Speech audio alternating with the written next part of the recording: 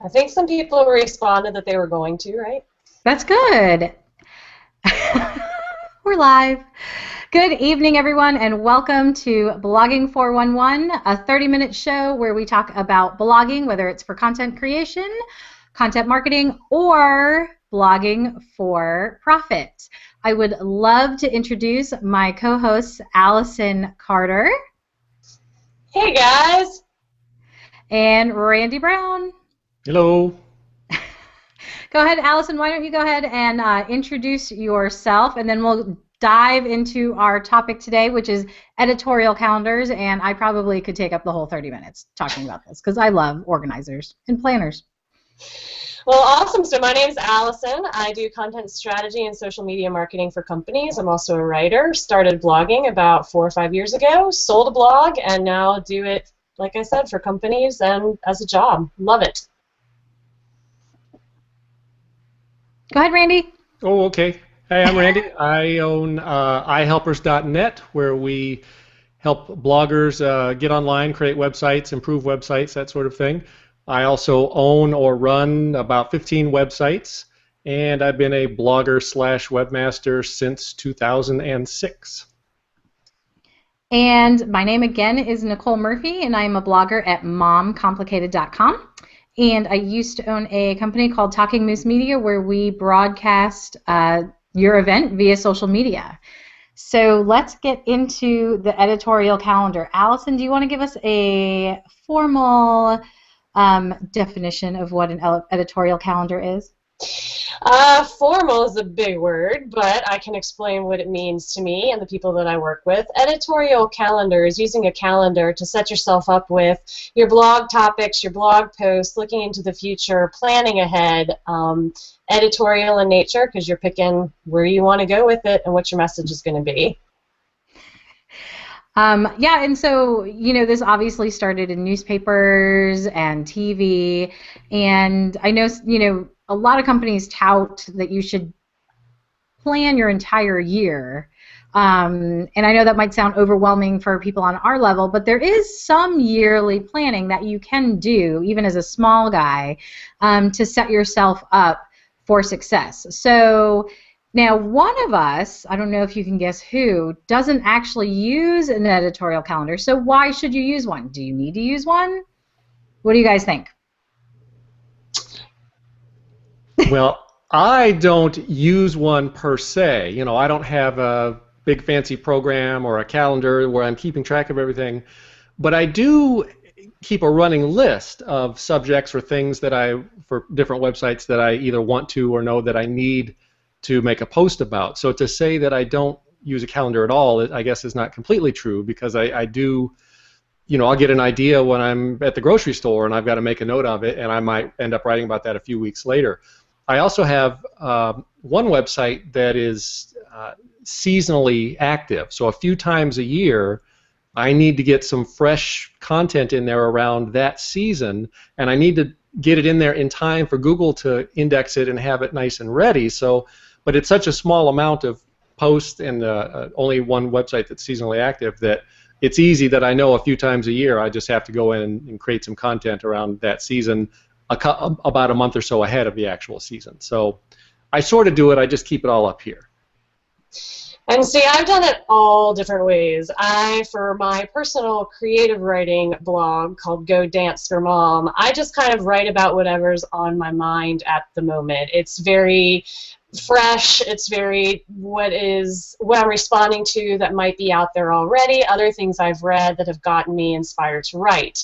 For my business website, AllisonBCarter.com, I'm much more organized for that, but I do about a month in advance. So what I'll say is, well, I kind of want to tackle this post, or I remember that I had promised in one post that I was going to come back and address this in more detail, so let me go ahead and schedule that in.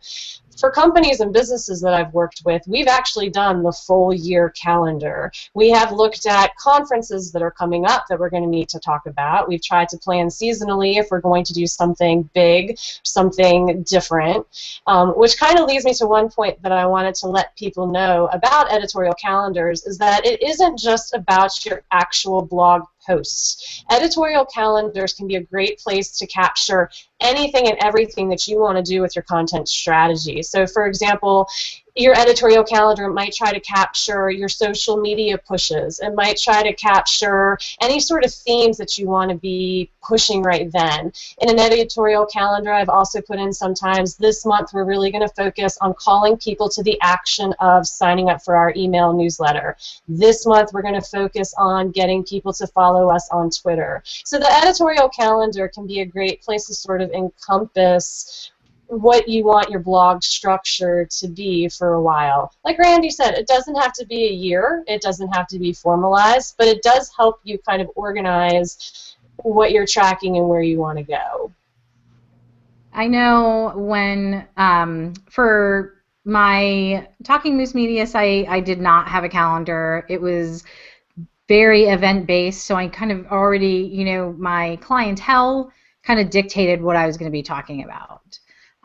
So I went from one event to the next, and I would just talk about the issues that came up, or I would talk about that event.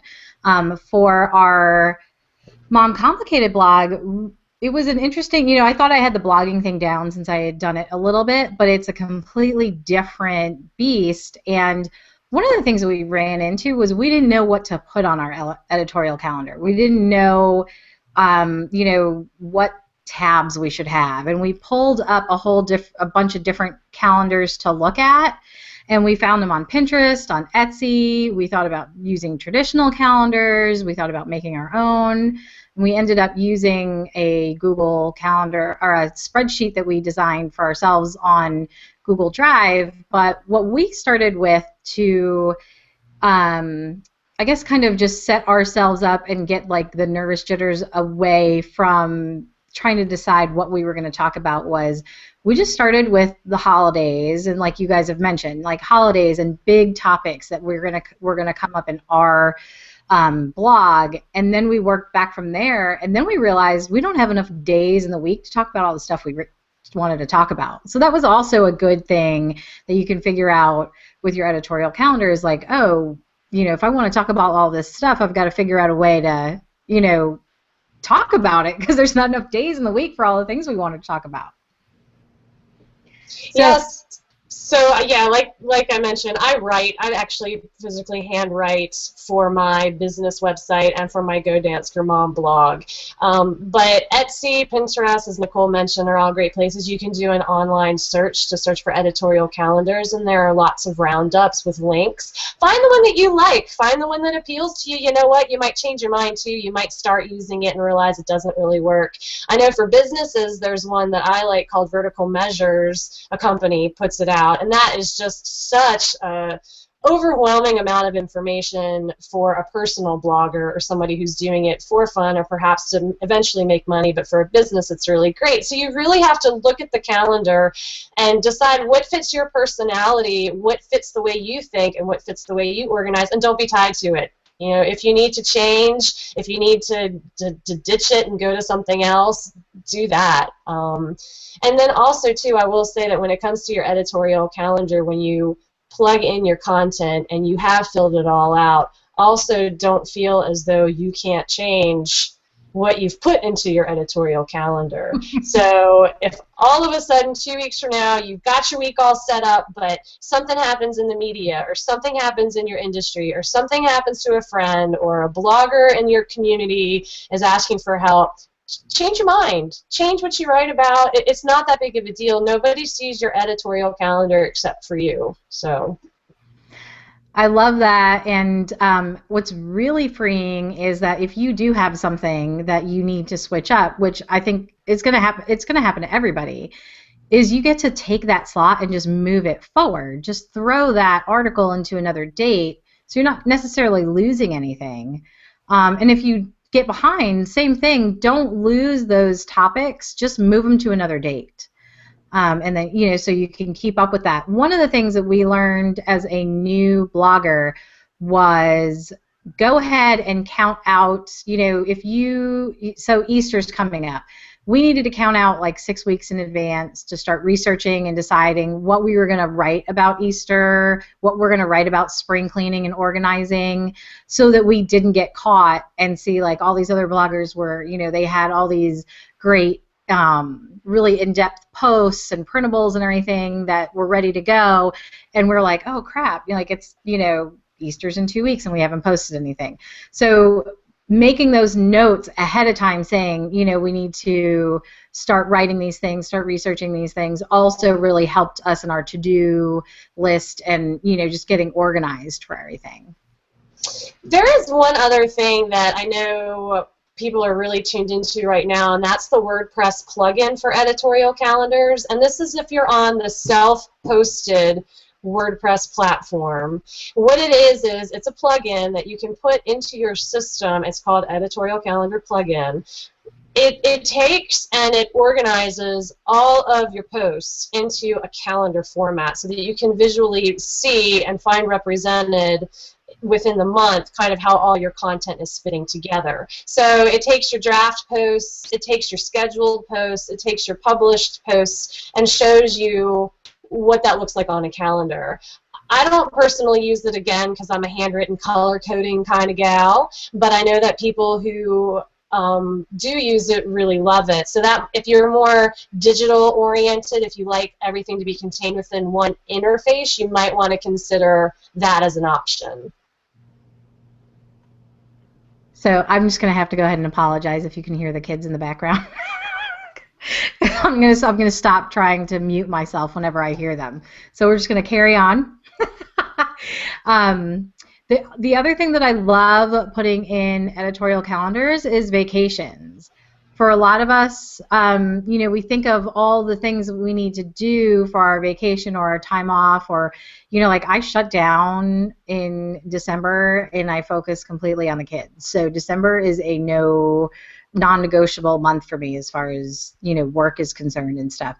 So go ahead and map that all out and decide what you're going to do and put those top 10 favorite posts in there, or your most pinnable pin and all that kind of stuff. Go ahead and use your editorial calendar for events like that as well. And then I also, so the theme, we also use our editorial calendar as kind of a writing tool where we have prompts where we're focusing on that mom life can be a little bit complicated, so how are we going to make it less complicated? So we always have a what was the problem and how did we make it less complicated, so that we know we're kind of staying on track with our posts, so that we stay true to what we intended for the blog to be, because, you know, you can definitely stray, I think, easily when you're talking about a lot of stuff. So that's another way we use our calendar. And, you know, you might want to think about Randy's method, too, of just kind of doing what's in your mind, free-form writing it down, and then going with it in the moment versus trying to do these long-term plans, because it can be a little bit overwhelming when you first start. And one of the big pieces of advice that I always give to clients when I'm helping them build out their editorial calendar is do not make an editorial calendar around which you cannot complete. If you know that you cannot blog 5 times a day, then do not plan an editorial calendar for 5 days a week blogging, because you're just going to get to that second week, you're going to feel overwhelmed and frustrated by your new editorial calendar, and you're just going to stop altogether, not know which direction to go in. It's always better to loosely do your editorial calendar with light content and fill in days in which you really can get to the computer, maybe throw in an extra blog post, throw in extra content that you really feel inspired to write. So don't think that this is in cement. Don't give yourself anything that you know you probably cannot complete. So be realistic when you're putting it together if you decide to really schedule far out in advance. Yeah, I would say too, be sure or be careful not to overcomplicate it. Don't spend more time on your calendar than you're spending on your content. I would throw that out there, because it's easy to get wrapped up in the mechanics of I must have a calendar, and you know, and you lose focus of, you know, what your actual goal is. So just keep that in mind. That's a great point. Yeah, and one of the things that I like to do with my calendar, and again, I'm on paper, I use a notebook from Staples, it's nothing fancy, but I do like to go back and I will kind of keep a record of what posts did really well or got a lot of traction. So the editorial calendar doesn't have to be moving forward only. It can also be a place where if you are trying to keep track of what's working, what you really pushed on Twitter, or where you saw a different response in different places, if you really are getting into those details of advanced blogging and kind of, the next level of blogging, your editorial calendar can be a good place to keep those little notes and keep track of those changes or what worked. Yeah, like one thing that we thought was going to be helpful in our editorial calendar was we put spaces to mark down every time to make sure that we promoted that blog post on every social media platform that we were in. Like I put a space where we could like put a little X or a check mark. Like that lasted 3 days. I was like, come on. We just put the share buttons at the bottom of our article. When we hit publish, we just went through them left to right, and that was, and called it good. Yeah. But so that would be one thing that we, I thought that would be really helpful, and it ended up being, I'm like, I'm not going to go open that up and then check mark every time we do something like that. Although that might be really helpful for somebody else, Yeah, but that might speak to the don't overcomplicate it factor of all of this, right, too. And I will say that editorial calendars gain a little bit more importance when you are in a team. For example, Nicole is blogging with her sister. I have blogged in a team before, and it has ended up where we both wrote the same posts, which kind of sucks, right? Because you're sitting here saying, I'm not really getting paid for this time, and now we have 2 posts on the same topic. So when you're working with a team, it kind of helps facilitate that communication. No matter how many times you see the person that you're blogging with, or the teammates that you're blogging with, or the co-workers that you're blogging with, it just kind of helps to get things on paper to realize I've got this one, or to get that name ownership of I'm taking this topic, or that person's going to drive that topic. Yeah, absolutely. I totally agree. And that's what's really nice about us using Drive. Because, we looked at, should we do paper planners? We looked at everything to begin with.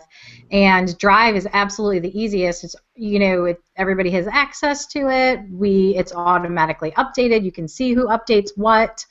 So it was really, really handy to have that calendar both in there. And I also have a paper calendar that I don't know if it's necessarily a calendar or a list of things that I just handwrite in, because I'm a paper kind of person and I like writing down my ideas and then crossing them off. So I cross them off once they go in the calendar, and I've decided that I am going to write about that. So I actually have a question that Randy might be able to help me with, because one of the things that some bloggers and businesses do is they pick a month, and that month will be a theme. So, for example, say, I'm doing Taco Tip Tuesday was so popular that I'm doing a whole month of taco tips, right? So then at the end of the year, my question that is about how that relates to your power as a blogger and your power on SEO. My thinking is, and Randy, tell me if I'm wrong, is that say I do Taco Tips Tuesday month in February, by the time I get to December of that year or the following February, I think I've kind of lost that credibility because the content is stale. Is it better to work your editorial calendar and space out your content, or do you think that bunching it up into monthly themes is just as relevant, or does it make a difference?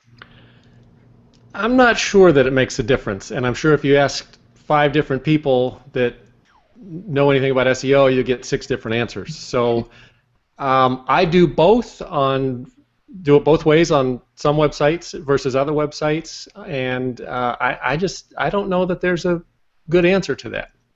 Or if there is, I don't know the answer. I'd say my guess is I don't think it's going to make a whole lot of difference. So if you want a whole Taco Tip Tuesday month, if you want Taco Month, go for it. Yeah, I don't think it's going to hurt. Well, I mean, there are tons of tips that should be spread around about tacos, and Tuesday is the perfect day to share that. We do not have enough information on the internet about tacos, and so I think the more you can add, the better the experience is going to be for the user. Right, absolutely. And, when you speak, I mean, I would personally love to be introduced as the taco tip queen, so you want to consistently be pushing that out through over the over the internet instead of just having 1 month. Absolutely, that's what I'm saying. But like I said, you can use your editorial calendar to maybe try some different things and see if they stick. Use your editorial calendar to consciously say, all right, this month I'm going to do a themed month, and then I'm going to reassess and see how that did. The editorial calendar is great for someone like me who knows that we should be trying new things, but then I'll kind of try it for a day, or I'll try it for 2 days, and then I'll forget that I'm trying that. Editorial calendar can be really nice to remember, oh, that's right, this month, I'm going to try a themed month, and then at the end I'm going to reassess. So the editorial calendar, I guess when it comes down to it, is a really flexible document and a really flexible way to organize your thoughts. Absolutely, and I think we've all been there where we have a great idea and then we forget about it, or a major event comes up and you're like, oh, I had that great idea that I wanted to post about that event, and the event is now come and gone because it wasn't on your radar. So all those things, it helps me stay focused and avoid those goldfish moments of just like, oh my gosh, the Oscars came and gone, and I totally wanted to do a whole series on that. So darn it.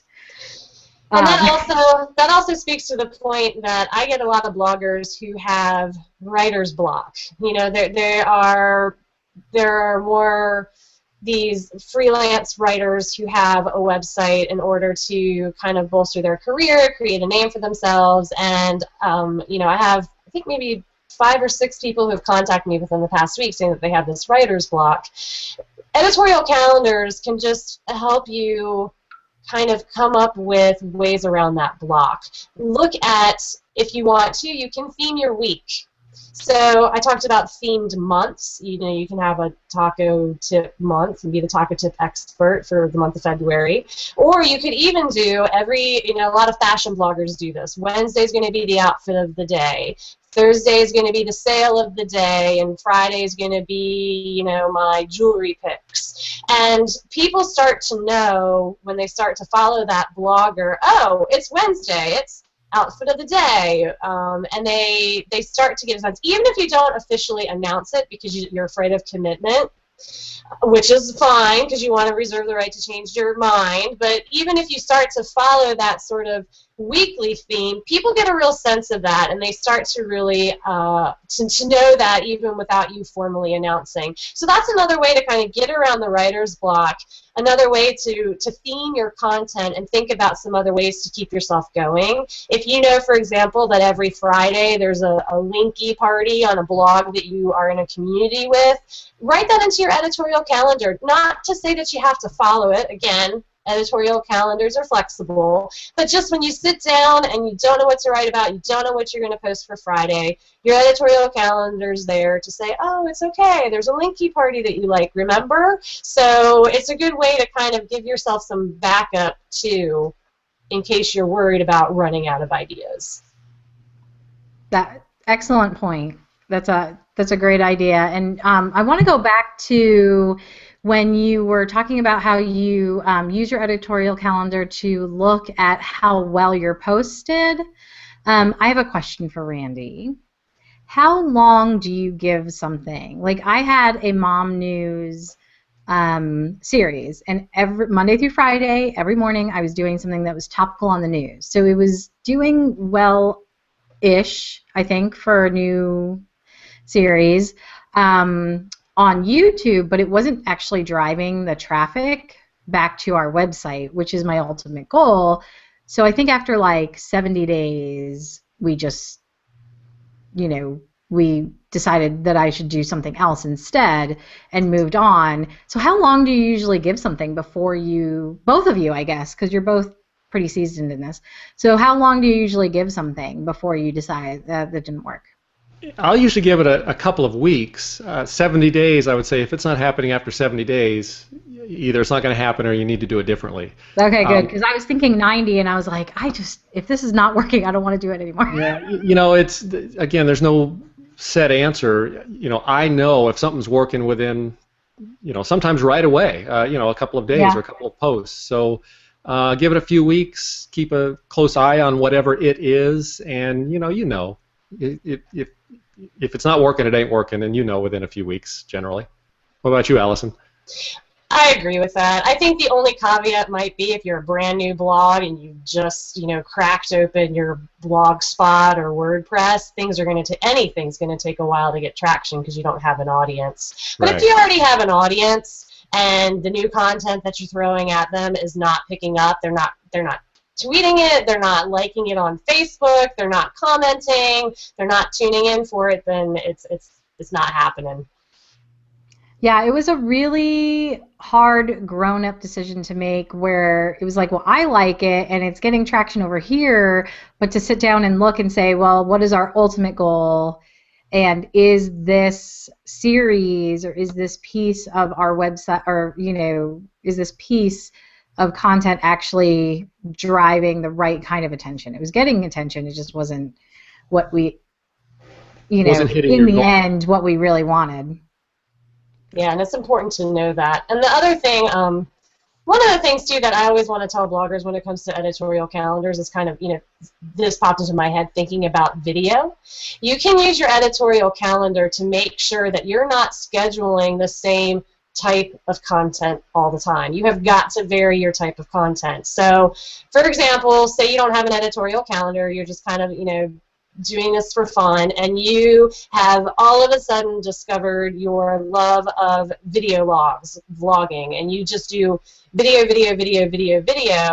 it might be nice to pepper in some other kinds of content with that. Most people, I'm sure Randy's seasoned enough where he doesn't need an editorial calendar to take a step back and say, wait a minute, maybe I need some different kind of content, maybe I need an interview, maybe I need something else. But if you're new and you're excited and you're passionate or you're just trying to find your way right now, an editorial calendar can help you take a step back and remember, okay, well, maybe I do 2 videos a week for me, if I'm only posting 3 times a week, 4 times a week. Maybe I do 2 video posts this week, but then I also throw in a story or an article or an interview or a how-to or some pictures, because everybody responds to different kinds of content differently, and you have to vary the types of content you're delivering. Obviously, unless you're like on the YouTube guru, everything's on YouTube. But if you're just a blogger for fun, or you're a blogger who wants to monetize, you cannot be doing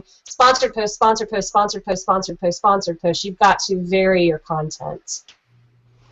That's true, and I do want to point out that Jessica Hipp said, paper and color-coded system. I knew I liked you, Allison Carter. P.S. I'm a paper and color girl myself. It's the Martha Stewart system at Staples, if I have to be honest, and markers. We have lots of markers. So you must have missed the Susan Noonan and I bonded over the Martha Stewart disc-bound sets. And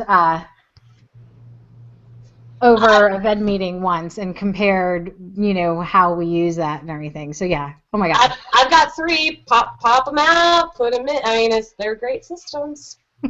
Randy's like, we have officially moved into a foreign language. I have no idea what they're talking about. Yeah, my Evernote is not color-coded or color-coordinated. Oh my gosh. Evernote's a great system, though. Evernote's a really good thing to bring up. I think we're almost done. Yeah. But, well, that's when I mentioned earlier that I keep a list. That I use Evernote because it's really great if I get an idea. I'm at the grocery store. I can stick it into my phone, and then I can see it on my computer when I get home. Or if I'm laying on the couch, I can put it on my iPad. So I think Evernote is a great tool, and that's really the extent of my calendaring. Is my listing using Evernote. Yeah. It's not color coordinated. No, but Evernote, Evernote's great. I'm going to just do a plug really quick since I know we got to stop. But you can capture all sorts of other content and other things on Evernote. So if you haven't played around with it before, it's worth going in and just seeing if you like it. That's a good tip. I love Evernote. I don't, for some reason, those online to do things. I mean, like I actually use it as a capture tool. They don't hold, like if I have a to do in there, like it holds no weight with me. I'm like, psh, it has to be written down for me to cross off and have that. And Jessica said that I don't need no Martha Stewart. She does not. She's the next Martha, so she's fine on her own. Yeah, absolutely. I totally agree. But I do love my Martha Stewart stuff, so I don't know. But anyway, thank you very much. We're coming up to the top of 30 minutes here, and we want to respect everybody's time and keep this to a 30-minute show. So thank you very much for joining us. And next week, we will be talking about the 5 things that every website needs. So you will definitely want to join us then. Thank you. Bye. See ya.